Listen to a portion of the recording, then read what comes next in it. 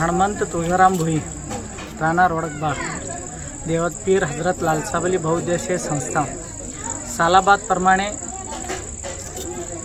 प्रमाणे ह्या वर्षी सुद्धा मोहरम चांगल्या उत्साहात आणि आनंदात पार पाडणे ही पडत आहे।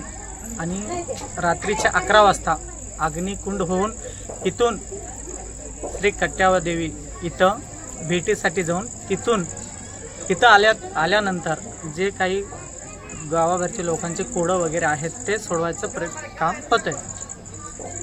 किती वर्ष? कमीत कमी 10 वर्ष झालं।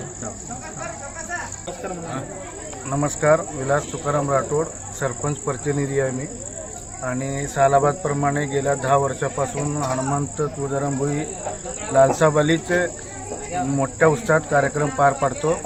आणि दरवर्षी मी पाहत आहे 5 वर्षापासून गेल्या की ह्यांनी मोहरमच्या कार्यक्रमामध्ये 3 ते 4 दिवस गावकऱ्यांना अन्नदान, भक्तांना अन्नदान करत आहेत। धन्यवाद।